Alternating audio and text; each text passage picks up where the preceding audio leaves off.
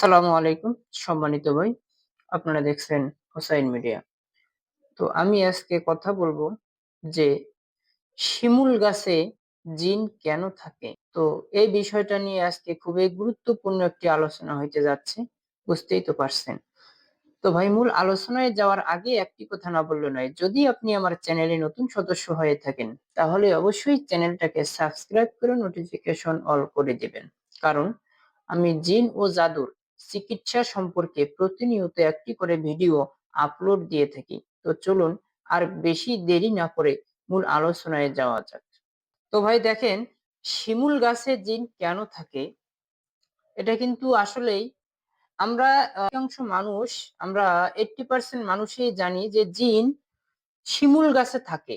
শিমুল গাছে থাকতে বেশি ভালোবাসে। তো শিমুল গাছে কেন থাকে?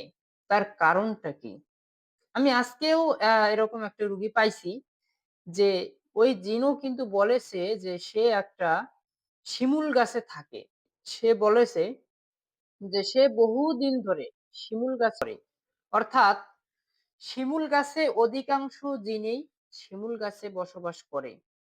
তো দেখেন, আপনি আপনার গ্রামে যদি আপনি কোনো শিমুল গাছ দেখেন, তো দেখবেন শিমুল গাছে যখনই কোনো ফুল ফোটে, কোনো ফল শিমুল গাছে ধরে, যখনই শিমুল গাছে ফল ধরে দেখবেন কিছুদিনের মধ্যে ফলটা ঝরে পড়ে যায়।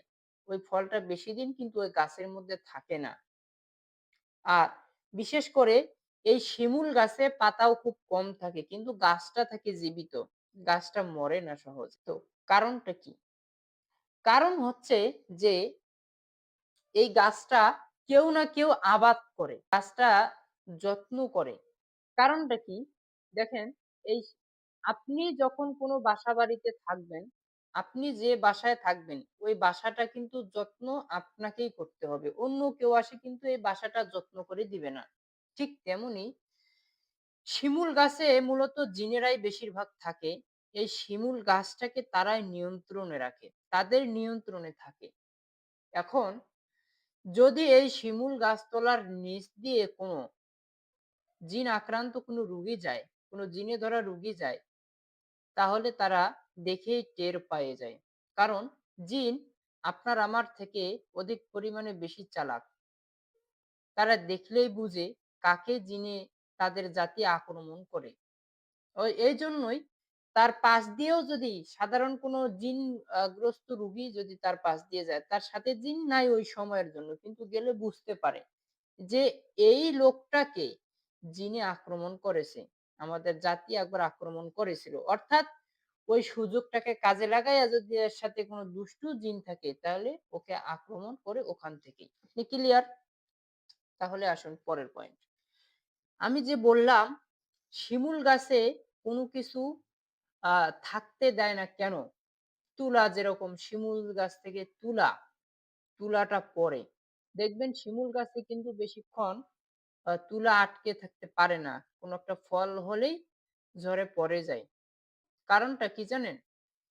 যে যখন এই ফলটা হবে, ওখানে যখন গাছের উপরে যখন থাকবে ফলটা ঝুলে, জিনেরা ভালো করে জানে যে এটা যদি এখানে থাকে, এটা যতক্ষণ থাকবে ততক্ষণ তাদের উপর অত্যাচার হবে বেশি। কারণ গাছটা যার, গাছটার যে মালিক, ওকে কিন্তু সহজে ওরা আক্রমণ করতে আসবে না। কারণ তারা জানে যে এই মালিককে যদি আমরা আক্রমণ করি আমার এই গাছটা কেটে ফেলতে পারে। তারা কিন্তু আবার শিয়ানা ভাবে মানুষকে। আমার কথা বুঝেন। আমরা যেমন যতটা তাদেরকে শিয়ানা ভাবি, তারাও কিন্তু ততটাই আমাদেরকেও ভাবে। তারা আমাদেরকেও অনেক সময় তারা ভয় করে। যে তারা এটা করতে পারে, সেটা করতে পারে। তো দেখেন, আবার তারা অনেক চালাকি করে বিভিন্নভাবে তারা আবার এটা মানুষকে বোকা বানিয়ে তারা বেঁচে যায়। কারণ তারা যেহেতু অধিক পরিমাণ আপনার থেকে বেশি চালাক সেক্ষেত্রে। তো দেখেন, এখন তারা কি করে? ওই যে শিমুল গাছের মধ্যে যে তুলাটা আছে, ওই তুলাটা তারা আস্তে, আস্তে রাতের বেলা ঝরে ফেলে দেয়। ঝরে ফেলে দিলে দেখা যাচ্ছে আপনার প্রয়োজন নেই উপরে উঠার, যে আপনি নিজে উইঠা সেই তুলাটা আপনাকে নামাইতে হবে না বা ওগুলো আপনাকে ছিঁড়তে হবে না। এজন্যই এই শিমুল গাছটা আবার গোড়াতে কোনো তারা ক্ষতি করবে না। আপনার দেখবেন শিমুল গাছের গোড়ার মধ্যে যে কাঁটাগুলো দেখবেন না? কাঁটাগুলো, বড়, বড় কাঁটা। কাঁটাগুলো নিরাপদ। মানে কাঁটাগুলোতে কোনো কিছু কোনো নাই। মানে দেখবেন যে কাঁটাগুলো মরে নাই। গাছটাও অনেক সুন্দর কিন্তু উপরে কোনো পাতা নাই। তারপরে কোনো ফল ধরলে থাকে না, পইড়া যায় দেখবেন। অর্থাৎ জিনেরা যেহেতু ওখানে বসবাস করে, ওখানে তারা থাকার জন্য কিভাবে ওই বাসাটা যত্ন করতে হবে, কিভাবে কি করলে তারা এখানে থাকতে পারবে সেটা কিন্তু এরা ভালো করেই জানে।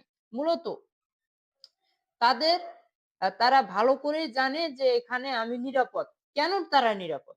কেন তারা নিরাপদ? তারা নিরাপদ এইজন্য যে নিচে যে কাঁটাগুলো থাকে, শিমুল গাছের নিচ থেকে উপর পর্যন্ত যে কাঁটাগুলো থাকে, ওরা জানে এই গাছে যতক্ষণ পর্যন্ত এই কাঁটা আছে, ততক্ষণ পর্যন্ত এই জায়গায় মানুষের অত্যাচার খুব কম হবে এই গাছের উপরে। এই গাছের উপরে উঠতে পারবে না। তারা কিন্তু জানে। আর তারা মানুষের চলাফেরা যে জায়গায় বেশি, এই জায়গায় তাদের উৎপাতটা খুব কম। তো আপনারা জানেন যারা আগের মানুষ, আমরা যেহেতু জানি যে আগে কিন্তু এরকম অনেক পরিমাণে জিনের বেশি একটা আনাগোনা ছিল। গ্রামে, গ্রামে জায়গায়, জায়গায় ছিল। তো ওই সময় ভয়ংকর, ভয়ংকর ধরনের মানুষকে দেখাইছে। বিভিন্ন জঙ্গলে তারা ছিল। ওই সময় মানুষের উৎপাতটাও কম ছিল এই সমস্ত জায়গায়। এখন তো মানুষের জনসংখ্যা অনেক বেশি। আমাদের বাংলাদেশে বিশেষ করে আ আবার মনে করেন জায়গায়, জায়গায় যে আগে বড়, বড় জঙ্গল ছিল, বাগান ছিল এগুলো কেটে ফেলছে। মানুষের মানে চলাফেরাটা যে এখন অনেক আগের থেকে অনেক বেশি। এজন্যই মূলত ওই সমস্ত জায়গায় আগে যে জিনদের যে বসবাস যে জায়গাগুলোতে করত, এজন্য এই জায়গাগুলো তারা ছেড়ে দিয়ে দিছে। কারণ মানুষ যে জায়গায় যাবে, এই জায়গায় জিন যাবে না। মানুষ যে জায়গায় মানুষের চলাফেরা থাকবে, ওই জায়গায় জিনের চলাফেরা খুব কম থাকবে। অর্থাৎ তারা পরিত্যক্ত জায়গাগুলোতে তারা আ তাদের আ সেফ জোন তারা নিজে করে নেয়। তাদের বাসাবাড়ি তারা তৈরি করে নেয়। এজন্য কোনো একটা বাসাবাড়িতে যদি ৪ মাস, ৫ মাস, ৬ মাস কেউ না থাকে, তাহলে ওই জায়গাটাকে তারা বাসা করে নেয়। কারণ জানি এই জায়গায় এখন আমরা নিরাপদ। এই জায়গায় মানুষের কোন রকম কোনো চলাফেরা আর হবে না বা এখানে আসবে না। আমরা এখানে নিরাপদ। তো এজন্য ভাই শিমুল গাছটা তার মধ্যে একটা অন্যতম তাদের জন্য বিশেষ করে আ খুব তাদের জন্য আরকি পছন্দের গাছ একটা আরকি। এটা হচ্ছে একটা শিমুল গাছ। শিমুল গাছ এজন্যই তাদের জন্য নিরাপদ যে গাছটাতে মানুষের চলাফেরা খুব কম। মানুষ উঠতে পারে না। গাছটা যেহেতু কাঁটাযুক্ত গাছ। তো ভাই আমার ভিডিওটা এতটুকুই ছিল। আমার ভিডিওটা দেখার পরে আপনার কতটুকু উপকার হলো অবশ্যই ভিডিওর নিচে একটা কমেন্ট করে যাবেন। তো সকলে ভালো থাকবেন, সুস্থ থাকবেন। আসসালামু আলাইকুম।